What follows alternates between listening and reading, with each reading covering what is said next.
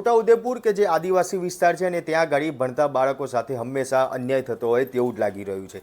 બાળકોને ભણવા માટેની જે સ્કૂલ છે તે જર્જરિત હાલતમાં હોય છે, કાં તો સ્કૂલની અંદર શિક્ષકોનો અભાવ જોવા મળતો હોય છે, કાં પછી બાળકોને સ્કૂલે જવા માટે જે રસ્તા હોય છે તે રસ્તા પાણીમાં થઈને જવું પડતું હોય, એટલે કે વરસાદ આવે ત્યારે ત્યાં ગાડી રસ્તામાં પાણીમાંથી બાળકોને પસાર થવું પડતું હોય છે। ત્યારે આવા ન્યાય સામે હંમેશા સરકાર પણ આ બાળકોની વહારે નથી આવતી। ત્યારે વાત કરીએ તો જે પ્રમાણે ગઈકાલે છોટાઉદેપુરમાં વરસાદ વરસ્યો હતો અને તેના જ કારણે સ્કૂલની અંદર પાણી ભરાયા હતા, ત્યારે આ પાણી ભરાવાના કારણે બાળકોને સ્કૂલમાંથી પાણી કાઢવા માટે મજબૂર થવું પડ્યું હતું। ત્યારે કઈ જગ્યાએ આ સ્કૂલમાં પાણી ભરાયા તે વાત કરીશું આ વિડીયોમાં। નમસ્કાર, હું મયુર મેવાડા, આપ જોઈ રહ્યા છો નિર્ભય ન્યૂઝ। છોટાઉદેપુર જિલ્લાના નસવાડી તાલુકામાં હંમેશા સ્કૂલના બાળકોને અગવડ પડતી હોય તેવું જ જોવા મળ્યું છે। સ્કૂલમાં ભણતા બાળકોને જો સ્કૂલે જવું હોય પરંતુ ત્યાં સ્કૂલે જવા માટે રસ્તા નથી મળતા। સરકારી સ્કૂલોમાં કોઈ પણ પ્રકારના ઠેકાણા વગર સ્કૂલો છે ત્યાં જોવા મળતી હોય છે। જર્જરિત હાલતમાં સ્કૂલ હોય કે પછી વરસાદ વરસ્યો હોય ત્યારે વરસાદની અંદર સ્કૂલમાં પાણી ભરાઈ જવાની સમસ્યા।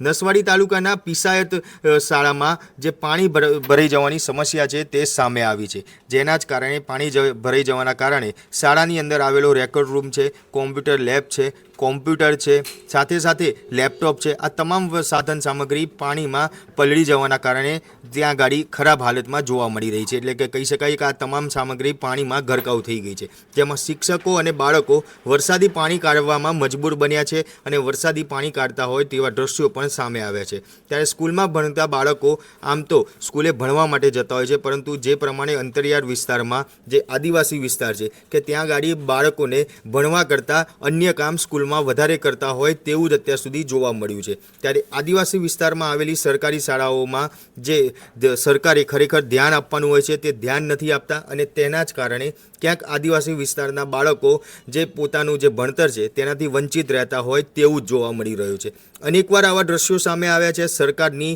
આંખો ખોલવા માટે અનેકવાર આવા અહેવાલો પણ પ્રકાશિત કરવામાં આવ્યા, પરંતુ સરકાર ક્યાંક આ આદિવાસી વિસ્તારના બાળકો ઉપર ધ્યાન ન આપવા માંગતી હોય તેવું જ લાગી રહ્યું છે અને એટલા માટે જ આ બાળકોને ભણવું હોય છે તેમ છતાં પણ ભણવા માટે અનેક હાલાકીઓનો સામનો કરવો પડતો હોય છે। ત્યારે હવે સરકાર આ બાળકોની સામે ક્યારે જોશે તે ખ્યાલ નથી આવતો, કારણ કે અનેકવાર આવી સમસ્યાઓ સામે આવી છે કે જેમાં સ્કૂલ જર્જરિત હાલતમાં હોય, સ્કૂલમાં રસ્તા છે તે રસ્તા પણ પાણીમાં ગરકાવ થઈ ગયા હોય અને તેમાંથી બાળકોને ભણવા માટે સ્કૂલે જવું પડતું હોય છે। ત્યાં આગળ પૂરતી સાધન સામગ્રીઓ ના હોય, સાધન સામગ્રી હોય તો ત્યાં આગળ શિક્ષકોનો અભાવ જોવા મળતો હોય છે। ત્યારે હવે આદિવાસી વિસ્તારમાં સરકાર અને ખાસ કરીને શિક્ષણ મંત્રી યોગ્ય ધ્યાન આપે તો આ બાળકો કે જેમને ભણવું છે તે ભણવા માટે તેમને યોગ્ય સાધન સામગ્રી મળી રહે, શિક્ષકો મળી રહે અને આ રીતે જો સ્કૂલમાં બાળકોને પાણી કાઢવું પડતું હોય તો તે સ્કૂલને લઈને સરકાર ઉપર પણ અનેક સવાલો ઊભા થઈ રહ્યા છે।